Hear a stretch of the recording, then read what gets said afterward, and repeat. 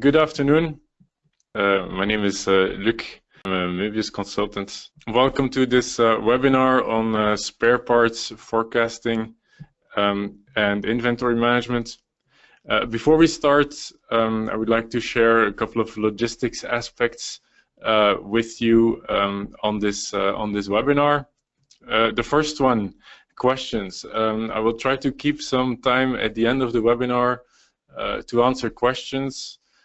To make it efficient for everybody and not create sound disturbances, you can use the questions option in the GoToWebinar window. If all goes well, you see there the place where you see the sound, etc. You also have a little tab called questions. Just enter your questions there, and at the end I will have a look at the questions that I can find there, and I'll try to answer them at the end of the webinar. So that's one. Secondly, often people ask a copy of the presentation. Just to make it easy for everybody, you will see my email address at the end of this of the webinar. If you don't know me yet, if you want a copy of the presentation, just drop me a short email, and I will send it to you right away. The third thing, at the end of the webinar, when you close the webinar, you should see a survey coming up. There's just a satisfaction survey. We would really appreciate if you can take a couple of minutes at the end of the webinar to share your thoughts, share how you think about the webinar, about the subject, about the format, etc. That really helps us, of course, to make webinars better. Yeah, and then the last one is the poll. I will do a few polls in the beginning of the webinar to get to learn you a little bit better, see who's on the line and what's your position on spare parts is. You'll see it's a pretty easy polling system that we can use to interact a little bit. And to test that, to learn that, we'll do one right away. So a first poll, I'll try to explain you how it works. I will raise a question. The question is, when you talk about spare parts, do you talk about spare parts on the equipment you sell, spare parts on the equipment you use, any other type of spare parts, or are you in fact just interested in forecasting and inventory management, not specifically on spare parts? So we are going to, I'm going to launch the poll now. There you go. The poll is open. Now you should be able to see the questions. You can answer them as long as I'm not closing the poll. So I'll give you a little bit more time. I see the scores changing in the meantime. It's quite funny, in fact. Seems stable. Good. So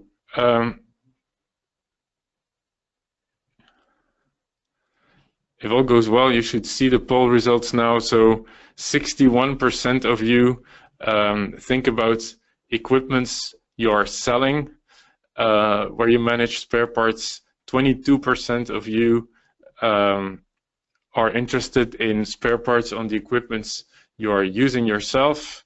Apparently that's the only spare parts that exist, because nobody has chosen option 3. And then 17% of you are interested in forecasting and inventory management. Good. So I think now you have the hang of it. You see how it works. We'll do a couple of them more in the course of this webinar.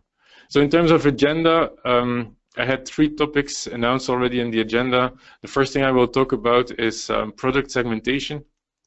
So as you surely know, spare parts are very often a pretty heterogeneous group of products, where there is lots of different types of items inside that big family of spare parts.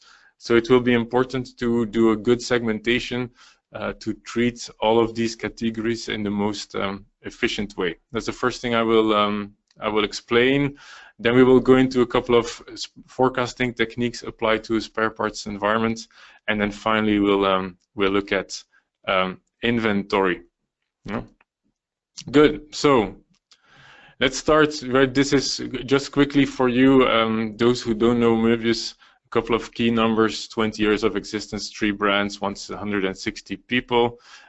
In terms of industry consulting, we work on 4 subjects that speak for themselves: supply chain, operational excellence, service excellence, and sustainability.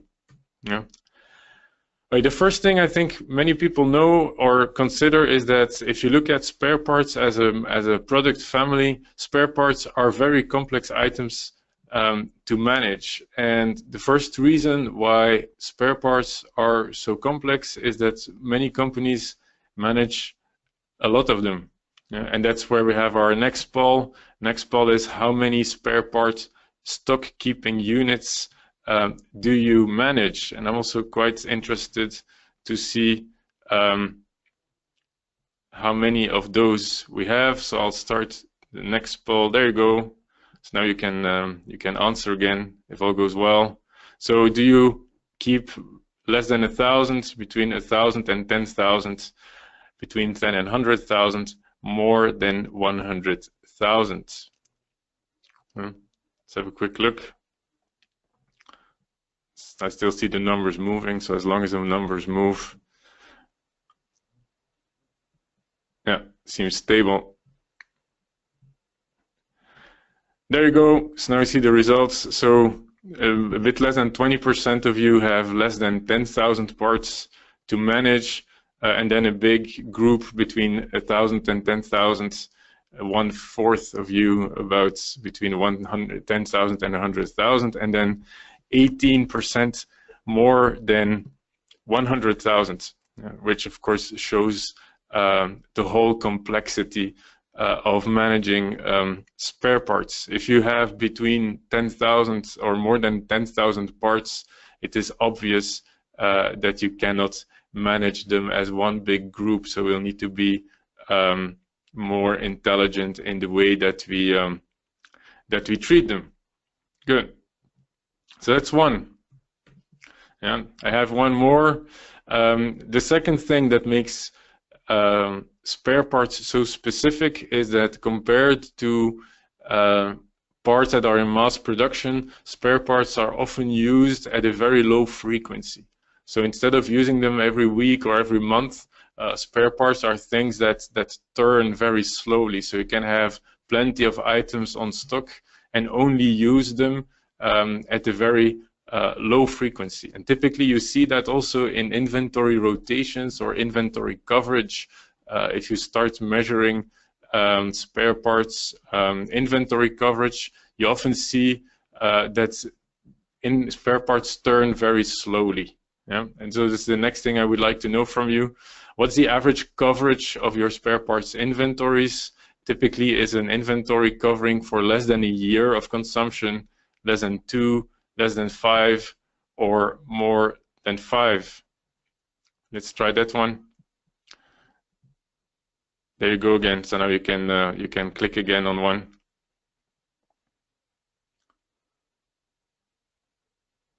All right, this seems faster than I had anticipated. Is it stable?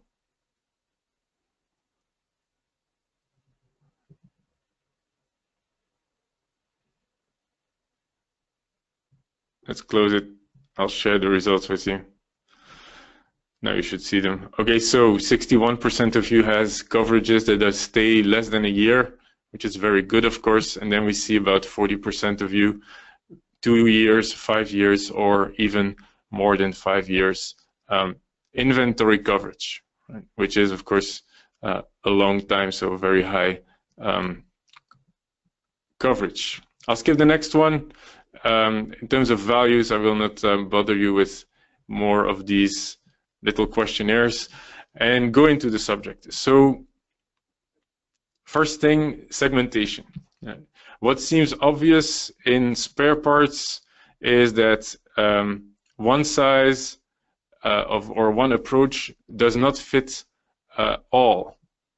What I mean with that? Well, the first thing, of course, the most obvious thing is that spare parts can have very different profiles, very different demand profiles. And people that know me know that I like this demand profiling between frequency of demand and stability of consumption, where you have products that can be high frequency, pretty stable consumptions. Right? These would typically be profiles that you would also find in mass production products. You can have products with a high frequency and a high a high variability, so a low stability. You can imagine that products with high frequencies and stable demand are easier to manage than items with a high frequency and an unstable demand. And then we go into the real spare part categories with low frequencies, and even there we can make a distinction between those items that have a low frequency and a pretty stable, very often very low consumption, so parts that are used from time to time and where typically you use 1 or 2 parts at a time. And then a final category, which is the most difficult one, the toughest one to manage, that is the one with low frequencies and very high instabilities. So sometimes you don't use any of them, and when you use them, you seem to use lots of them at the same time, which is of course the most difficult category to manage. So this is a first segmentation, or a first criteria of segmentation that is easy, and that helps already to make a kind of a distinction of what is easy, what is very complicated in terms of management. Yeah. That's the first one. Yeah. The second one is related to predictability. Right? You see here the 2 curves. I have my red curve and the blue curve. Now you can think which one is the easiest to predict. Well, there is something else that we should know, especially when we talk about spare parts demand profiles. That is, are these items used for planned interventions, or are they used for unplanned interventions? Yeah. If we have like my blue category, if these blue spikes here are related to planned interventions because we know that we will do a big intervention on an equipment, or we do a refurbishment of some or of an equipment, we can plan these interventions, and as a result we can have a pretty good idea of when we will need parts and how many parts we will need. Right? And we will come back when we talk about forecasting. This is of course an extremely important notion in demand for spare parts, is to make a good distinction between the unplanned consumption and the planned consumption. If we confuse everything into one big consumption, it can become extremely complicated, extremely hard to forecast or to expect the demand. If you can split them and put in place a process to plan the spikes, the whole complexity, of course, is heavily reduced from the start. The next thing that is important is what I would call voluntary bias. And I made a small example here. Suppose you have a part number and you have to place an order. Suppose it's like a last order you can place. You expect that you still might need 10 parts until the end of the equipment's life cycle, and you have 3 parts in stock. Then the question can be, how many parts do you buy? The obvious answer is 7, of course. Now consider these 2 cases. Case number 1, the part is extremely costly, and if you would need to order anyway a replacement part, you can have it made somehow at a much higher cost, but still a cost that is in difference lower than the initial cost of the piece. And compare that with another piece that has a much lower cost. So if you have parts, obsolete parts at the end, the investment is lower. But if you have to find a replacement part later on, it will become extremely expensive to find it. Right? You can imagine that these two different parts have a very different approach in terms of replenishment or in terms of risk you will take. If the cost of missing a part is much lower than the cost of scrapping a part, the decision you will make in terms of replenishment will be, say, on the low side. You might decide to just order what you need, compared to when the cost of missing a part is extremely high compared to the cost of scrapping a part. You will take far less risk in terms of replenishment, and you will over order or make sure that you replenish always sufficient parts at each moment of time. So this voluntary bias means that it's not because you think you will need 7 that you will order 7. In some cases, you might decide to order less because you want to avoid scrapping the parts. If, on the other hand, it is very important not to miss any, then you will order more. Yeah. And the final segmentation category, of course, is a supply category, is a supply segmentation. Some parts can be easily purchased from many distributors. This is more for the people who work on spare parts for their own equipment, of course, not for the ones who are selling the parts. So if you can buy the part from many distributors, you might treat them differently than if your parts are produced by only one single supplier and might be completely specific to you. Yeah. So if we take all these categories together, we can come to a number of classes that we might need or that we will need to treat separately. Yeah. So combining them, on the one hand, we might have an X on the supply flexibility. How easy is it to supply? On the other hand, we will have an axis or a segmentation in function of demand profile between the stable, frequent, until the unfrequent, unstable items. Yeah. On the demand profile, as I said, I think it's important, especially for the unstable items, to make a distinction between planned consumptions and unplanned consumptions. Yeah. For the stable items on both sides, the fact that you can plan them or not is slightly less important, of course, because you can always consider that in a stable demand, even if you don't plan it, you can kind of make an estimate or a guess of what the demand for those items will be. For items that have high supply flexibility, probably it's enough to know that they have high supply flexibility. For items with a low supply flexibility, you might go into that segmentation of splitting items where the cost of missing a part is extremely high, or on other items where you would say, well, in fact, they are so expensive that I try to be on the low side of the estimate.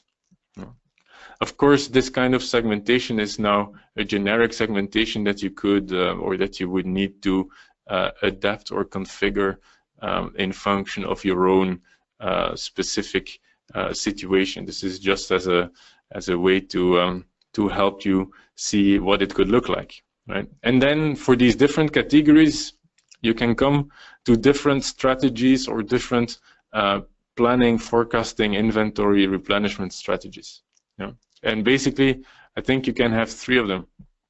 The first part is items where you have, if you have a rather frequent demand and either it's stable or the consumption is unplanned, you will need to focus on forecasting. You will need to focus on figuring out a good way to estimate the demand as close as possible. Yeah. A second part, where we have the unstable demands, whether they are frequent or less frequent, parts that have a planned consumption, the key will be to work on the planning of that consumption, which is not necessarily an easy thing to do, because we will have plenty of actors playing in our planning game, which we'll come back to that. And then at the end, we will have items where in fact forecasting is almost impossible because demand is too rare. There's not enough frequency of demand to make a decent forecast. And then whether it's stable or unstable, if the frequency of the demand is low and the consumption is unplanned, basically you're condemned to work on inventory sizing and to use inventory as the buffer to cover for all the uncertainty you have. So this is for segmentation. As you can see, in fact, we can group our 1,000 or 10,000 or even 100,000 products in function of these categories, in function of values, in function of flexibilities and demand profiles, and for each of them define the best leverage or the best levers to improve the planning and the way we are managing them. Yeah. The first thing, of course, in this will be, well, for both forecasting and planning, will be to get a good grip, a good understanding of the demand. And that's what we are going to look at now. This question, should we forecast the unpredictable? Yeah. I will start with forecasting. And forecasting, there are a lot of techniques, there are plenty of techniques available in terms of forecasting with interesting names and a lot of formulas. What I would like to pass on as a message is that most of these statistical forecasting techniques are not magic. Basically, they all come down to estimating three things. The first thing a forecasting algorithm will estimate will be a level. It will look at the past demand and it will estimate on average how much will the demand be in the future. And then the second thing that forecasting algorithms will try to add or can add is a trend, which is nothing more than trying to see if the demand will go steadily up or steadily down in the future. And then the last element, and that is the element that makes most of the variation, of course, there is the seasonality. Seasonality is a historic variation that seems to be recurrent, which can be a seasonality in the month or a seasonality in the year in many cases, and that we can try to reapply on future periods, so that in the end we can say, okay, so on average we think the demand will be this. We add a certain trend, so we see that the demand goes up or down over the next couple of years. And then the last part will be a seasonality, where we can assume that in certain periods of the year there will be more demand for spare parts than others. Typically this would happen for products that are used especially in summer, or products that are used especially in winter, or where there are specific maintenance campaigns, for example, that are recurring every year, where plants would stop, for example, and would do maintenance activities that could create a kind of a peak or a seasonality in the demand for spare parts. That is the basic and starting point of any forecast. Spare parts forecasts, for spare parts we can add something that is a little bit more advanced related to regression techniques. Spare parts are typically depending products, so you know that they are used in support of some other product, of another equipment. So in fact, by knowing the equipment the spare part is used for, we can improve the forecast quality, or the quality of the estimates we are making in terms of expected demand. The first thing many will use in spare parts is understanding a mean time between failure. So if we know how often a part might fail, we can have an additional estimate of how many parts we might be using. Mean time between failure goes together with the next one, which is an understanding of the installed base. understanding of installed base is important, especially for trends and resetting the level. So if we have a product or a spare part that is typically used or that is used for products that are still being sold, where there's more and more equipment on the market, the installed base will go up, and as a result, of course, the usage of spare parts can go up too. What is equally important is to manage or to understand when the equipment is end of life, so that we can kind of estimate how spare parts requirements will disappear over time, because we have an installed base that is just put out of utilization. Yeah. The last thing that can be interesting, of course, is utilization rate. If we know that certain parts or certain equipments will be used more or less over time, also that can help us to set a good estimate for spare parts consumption. Yeah. These techniques seem interesting. I think there's 3 side remarks we have to make. The first side remark is the possibility to measure this information, especially as many of you are on parts that are sold. So for equipment you are selling, measuring would mean that you need to understand what the real mean time between failure is on the market, or that means that you would need to understand or know how big your installed base is, how many equipments you have sold, how much they are used, and especially when they get off the market. Yeah. Of course, with trends that we see where more and more equipment has a software and is connected to the internet, understanding your installed base becomes more and more possible, right? There's more and more possibilities to measure the installed base and their utilization. Yeah. The second thing you will see will be the need to clean data. If you have the possibility to capture, to collect information on failure, on installed base, on utilization, you're probably using information that comes from outside sources. Information from outside sources can be polluted. Right? In many cases, I have seen there is a very big and important cleaning step to be done to use this information in an efficient and in a reliable way. So we'll need to work on what are the ways that we can make the distinction between wrong data we get from the outside world and data that we can actually use in a reliable way. Yeah. And the third thing, of course, will be that these measures or this way of working is extremely efficient if you can design it into your system of sales, into your system of maintenance from the start. If you have to build it in at a later stage, the investment can be pretty important just to be able to connect to information that is not readily available.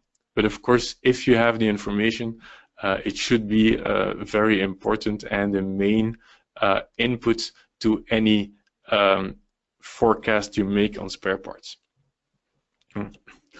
The second big rule, of course, that exists for other products, but that is even more important for spare parts, is do not try to forecast what you can plan. Yeah? What we see is that demand that has spikes, that very often spikes in the demand are in fact related to planned interventions. Yeah? You know that when you refurbish an equipment, you will need a lot of parts. You know that when you do a big revision on an equipment, you will need a lot of parts. There's a number of these events that happen that create very big consumptions of parts. If you can have access to the planning of those interventions, you can get additional information on expected consumption of parts, and especially those spikes. Instead of having to guess them, which is very difficult, you can actually plan for them and as such work on a more reliable basis. Yeah. Of course, spare parts planning is far less about technique and tools. It's especially an organizational challenge because it requires people who will do maintenance or who will consume those spare parts to share information on their planning, on their maintenance plan, on the timing of their interventions, etc. Right. So that is, of course, a completely different game. But the first question you should ask yourself is how will the supplier of the information benefit from sharing this information? Yeah. If you're selling the spare parts to a customer who will do a maintenance operation, how will the customer benefit from the fact that he can share maintenance plan information with you? That's the first question you should be able to answer. The second one is how can we make it easier for the supplier of the information to supply it than not to supply it? Yeah? So how can we make it less cumbersome to share that information? Yeah? If our system of communication with the people who have the information on planned maintenance, if that communication takes time, takes effort, is difficult, etc., people will omit it because they don't benefit a lot from it. It asks additional resources, additional time, so they will not share that information as easily as if it is extremely easy to do and if they get a benefit from it. Yeah. And the third question, of course, is does the supplier of the information even see the interest? That is purely, as any organizational change, a matter of communicating and providing ability on visit why this can help people, or why this can help an organization to become better. Yeah.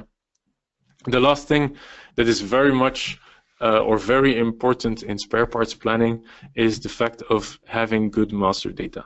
Yeah. Because even if we know that we will be doing a certain intervention, or we know that we will do certain planned maintenance or refurbishment or something in that sense, that is not enough, right? We would need to have a good view on what are the parts that we think we will use for this intervention. How many of the parts will we use? And we see that also there, bills of material for maintenance operations are a sensitive point. Yeah. But you can imagine that if you can foresee or if you can plan spikes in operations, that very quickly you can gain a lot of money by managing the organizational challenge and managing the master data correctly. So this is a serious effort, but for big parts, for parts that are really important, that are really big investments, doing this work can be extremely beneficial. There's a last trend, of course, the trend of predictive maintenance. The more we go into predictive maintenance, the more we can hope that unforeseen consumption of parts can become plannable, because the more we can predict the need to perform maintenance operations, the more we can plan spare parts consumption, which is an additional element of business case to do predictive maintenance. Yeah.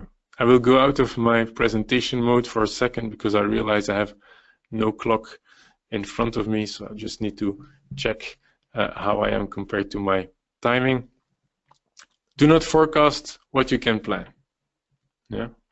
The last element is the KISS principle, right? The keep it simple, stupid principle. In some cases, it's just better to forget about forecasts and to go to pull, right? So we know now forecast is level, trend, season. We know that sometimes we can plan interventions and we can plan consumption, right? Everything else is unpredictability. If we have consumptions that do not follow a seasonality, that are not planned but that are still variable, where there is still a high variability, it's unpredictable variability. There will always be a level of unpredictability in consumption patterns. And then my message is, do not lose time and money trying to forecast variability that is not planned, that is not a trend or a seasonality. And we can try to spend a lot of money, spending a lot of time on forecasting variability, but if the variability is really just uncertain changes that can happen at any moment in time without any notice up front, you can try to forecast as much as you want, but never you will be able to make a reliable forecast. At that moment, it's probably better to think about an efficient and a fast pull system that allows you to focus your forecasting effort on things you can actually really forecast. Right? That will mean that the first rule, of course, is known, and many people would use it, would say, we can use pull flow if the demand is so stable that it isn't worth the forecast. If demand is fairly stable, you can just pull it and have a kind of a minimum stock or a maximum stock or a Kanban system, whatever system, it will always work, right? I would like to add one more, that is, use pull flow if the demand is so unpredictable that it isn't worth the forecast. If you have tried to run forecasts on it, if you know that it's related to unplanned activities, well, maybe you have to come to the point where you just quit the forecasting efforts and you move to a pull system where you put more effort on the importance of the inventory and less effort on the importance of trying to forecast the unpredictable. And that brings us to the inventory. Because of course, if you go into a pull system, you know that everything needs to be driven or absorbed by inventory. But even if you forecast, of course, all of the uncertainty in your forecast will also need to be buffered by inventory. But inventory is not only there to buffer. Inventory has plenty of other components, and I think it's important when we talk about big investments and a lot of money. I think it's important to know what we are spending money for and what are the functions of that inventory that we are actually keeping in our warehouses. Yeah. And the first one is probably the one that is best known, where there's plenty of formulas and science around. It's the safety stock. Safety stock that is there to buffer uncertainty. And I will not go into much detail of the safety stocks. As such, safety stock is a part of the inventory, but there are other parts. The second part that is very important, and that is especially important in slow-moving items, can be cycle stock. Cycle stock is a stock that is related to minimum order sizes. And if you have parts that you use on a very infrequent basis in small quantities, you can come to situations where, in fact, your cycle stock is much, much bigger than the safety stock. So every time you order parts from a supplier, especially if it's one specific supplier, or if you are selling them, if you need to make a specific run of a spare part that is not in production anymore, that minimum order size might cover you for a year of demand. Yeah. So cycle stock will be extremely important, and will be very important in the management or the optimization of the inventory, to think about that cycle stock and to think about, is this still the correct order size, or should we think of another way of replenishing, think of another way of buying or producing those parts. And still it doesn't stop. We have two categories. There is a third category that I call strategic stock. Strategic stock in spare parts would be inventory related to items, for example, that you cannot purchase or you cannot produce anymore. So this is the stock that you would keep for a very strategic reason. You know that this is your last order. You have to take a very well-informed decision of how many of these parts will I still order or produce in order to keep inventory over the rest of the required life cycle. So if you have like obligations, contractual or legal obligations, to be able to supply spare parts for products that you cannot produce or purchase anymore, strategic stock will be a very important decision. That is really about finding a business case and finding a good estimate related to that bias and related to the total demand you can have over the rest of the parts life cycle. Yeah. And then we have two more. We can have anticipation stock in spare parts world. Anticipation stock is stock that you keep in anticipation to a very high demand. So you would see it if you would build up a certain stock for a big maintenance campaign, for example. You could find big anticipation stocks. Right? You should not confuse them with the others. Anticipation stocks are typically temporary. They are there because they are planned to be there for a certain period of time. And then once the campaign is done, the rest of the anticipation stock should be diffused in the rest of the network. And then the last part of your inventory can be the inventory in process or in transit. In the spare parts world, this can be important if spare parts are collected from clients and are repaired and put back into the flow. Right? In that case, like stocks for rotable parts, for example, you could have important in process or in transit stocks that are just related to the fact that your process of collecting them, repairing them, and putting them back into the flow takes a certain time as such. Yeah. If you want to optimize these rotable stocks or these stocks in repair, the whole logic, of course, is different, because then it's almost a kind of a lean management logic of lead time reduction that would actually help you improve the inventory. Right? So I put here a couple of ideas of how you can manage or optimize these different categories of inventories. The first thing I think is logical, but not done that frequently. That is to evaluate lot size coverages. Right? If we have a minimum order size, if we have to order these parts, for how long will a lot size cover our requirements? Yeah. And then related to that, if the lot size becomes too big, you could go into questions of, is there a way to reduce that minimum order cost by going to another technology, going to another supplier, or finding another way to produce them? Yeah. Safety stocks, there's two immediate solutions, of course. The first thing is safety stock formulas are now stable. Nobody doubts about their value. So the question is, do we all apply them? Do we apply them well? The second element in terms of how to optimize an inventory would be how to differentiate service levels. Right? Which parts need which level of service? Is there a difference for different types of parts? And as a result, can we optimize the service level we are aiming for? In process stocks, as I said, is about lead time reduction. It's about being faster. It's about optimizing processes, be it transport, logistics processes, or the way that logistics and repair are working together. Right?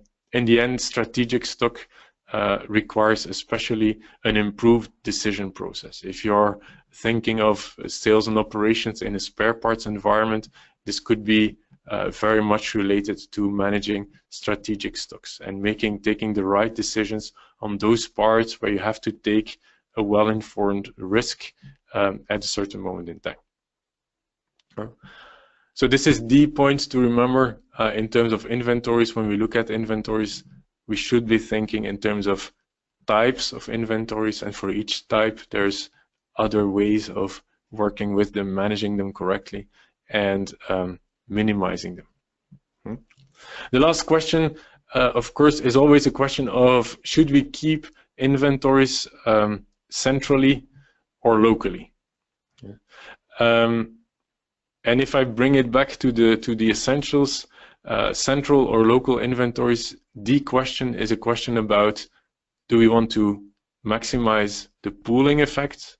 So making sure that we pool as much risk as possible, create a stable demand as much as possible, and that compared to the need for speed. Central inventories are further away from the market, so will create more speed or will need more time to get to their consumption point.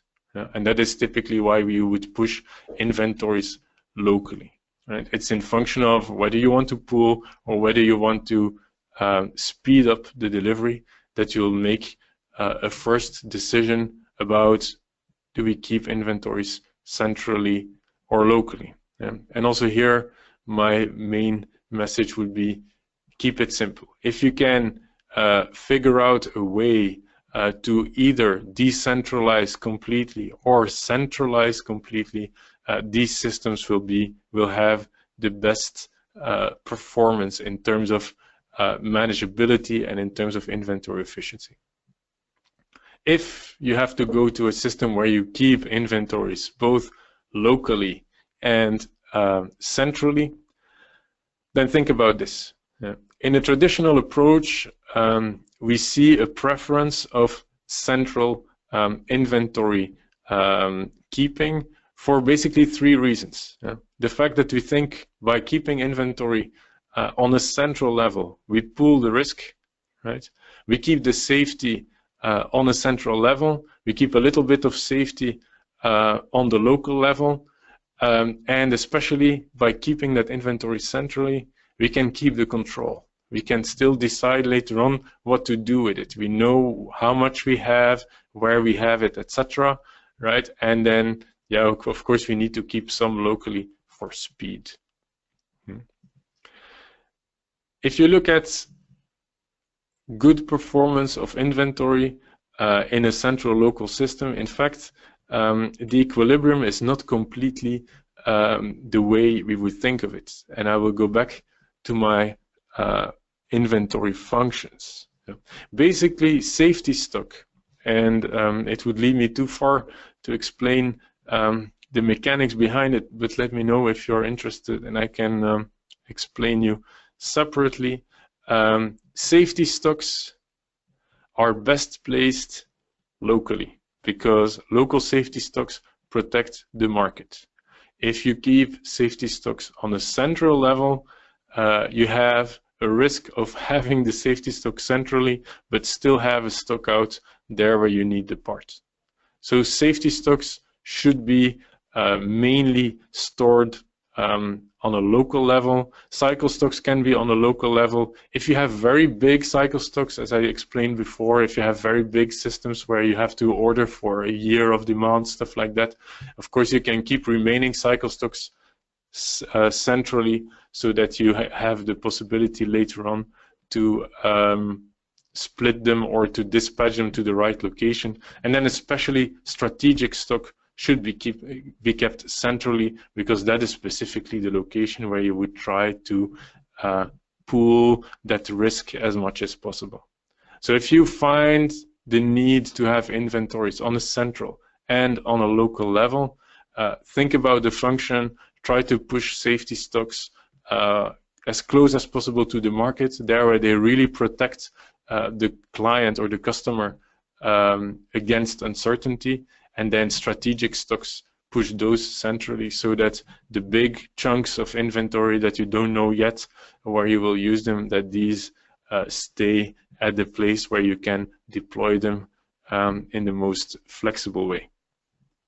And that brings me to the summary. I'll do the summary based on this this table. So what we should know is spare parts are a very heterogeneous group of products very frequently between parts that have very different demand patterns, from things that are used frequently to things that are used only once every year or even less, and between parts that are used in a pretty stable way and other parts that will be used in very high spikes. Right? In function of those profiles, we will need to change our strategy. If the demand is really unpredictable or really infrequent, the best approach is probably to go to an approach where you pull them, or where you focus especially on keeping the right inventory in the right location, then you have to think about, okay, cycle stock, safety stock, in-process stock, strategic stock. As soon as you see that part consumption can be planned or could be planned because they are related to planned events, big maintenance campaigns, big activities that in fact are known upfront, put your effort in planning them correctly. Put your effort in making sure that you have the interaction with the people who will use those parts, where you make sure that you have all the information as soon as possible so that you can plan the replenishment as good as possible. And that is, of course, thinking about organization, about communication, about convincing other functions or even customers to share information as much as possible. And it's also about having the right master data so that you can transform interventions into part utilization. And then the last part is forecasting. If you have stable items or you have items with a certain instability but with sufficiently frequent demand, then you can think of, can I find a good way of working on forecasts? Can I find a good way of finding the right level, picking up the trends, or use external information to influence my forecast through regression techniques? This is my summary for this short webinar. I will stay on this slide and have a look at the questions that were asked. I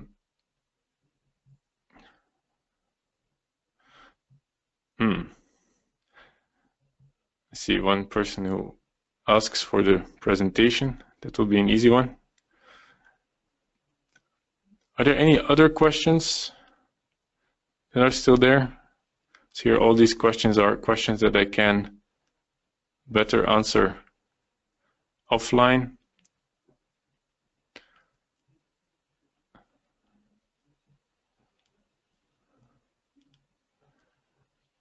I don't see many questions coming. Well, the good news is, and now I see questions coming. Let me see.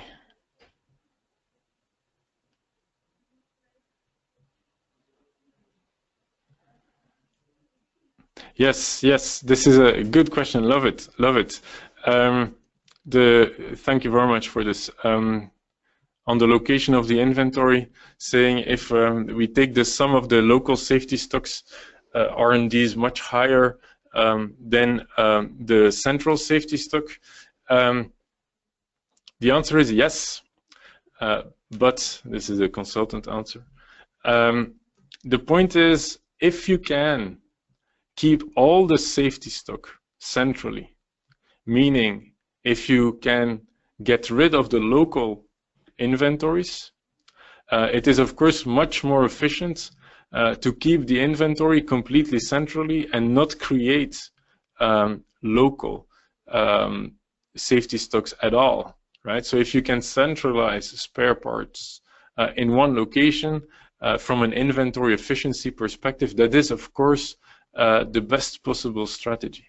The point is, as soon as you have to start putting safety stocks locally, because you need to reach a certain quick response time to the market, as soon as you move, say, a part of the safety stock locally, you can test and prove that in many cases it is interesting to move more safety stock locally and reduce the internal central service level, so that in the end the sum of the safety stocks you keep is lower. It's a little bit counterintuitive, but in fact you can prove that. So it is clear that if you can centralize everything, it is much better to centralize, but once you have to keep a central and a local inventory in place anyway, you can prove that in the end it is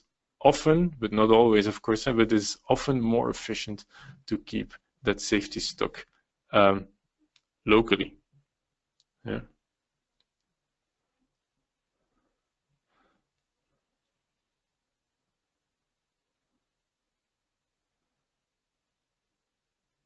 I have to figure out a way to get this out because the questions are a little bit long. Now I have a lot of them. Yeah, this is a very good one. Of course, yeah. But a good way of treating it is to only put inventory for very urgent interventions in a central, in a local inventory, and keep all the rest on a central point. What you're doing then, and that of course is a smart way of segmentation, is that you segment demand between urgent demand and regular demand, allowing you to split the demand and to reach very different service levels, so that your central point supplies certain demands in a longer or in a slower way than the central demand. So of course, if you can segment the demands really and say I have urgent demand and regular demand, then of course you have an extremely efficient way, and then yeah, the central inventory has a completely different function. I have a last one. What is the appropriate ratio between strategic and safety stock? That's a complicated one, or that's a tough one. That really depends. Strategic stock, I think, especially in spare parts, is related to supplier risks. It will be related to the fact that you think, well, maybe I might have difficulties in the future, not just to get delivered later, but I will have difficulties to be delivered altogether. So I think you would typically find strategic stocks or important parts of strategic stocks if you are maintaining equipments, or if you are maintaining spare parts for equipments that have a very long life cycle, and where you want to guarantee to be able to satisfy repair or maintenance needs on a very long period of time, even years after the moment that you would actually produce those parts. Right? But then you would normally find that for a specific item code, at some point in time, you will not consider safety stock anymore. Your inventory will be considered completely strategic because you have no way to satisfy or to supply it anymore. Yeah. But then, of course, if you look at the whole inventory you would be keeping, it's difficult to imagine, or difficult to give a number like that, a ratio of this would be your total strategic stock and this would be your safety stock. Yeah. But in general, I think you could consider that if you keep strategic stock for an item, typically the other categories would almost become lose their value. Yeah. I hope I have answered. If some questions I have not answered correctly because I wrongly understood them, well, feel free to drop me a line, to send me a message, or give me a call or something. Then I can, of course, try to explain them a little bit better to you.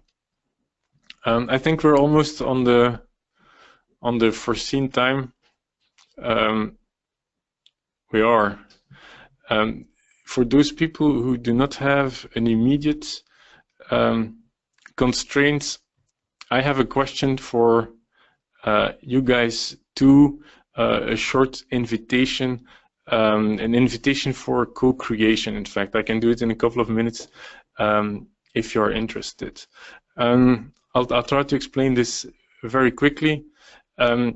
What we see is that if you look at many distribution networks, function like this. You have a central DC, which can be your own, and local DCs that can be your own, or that can be part of your customer's network.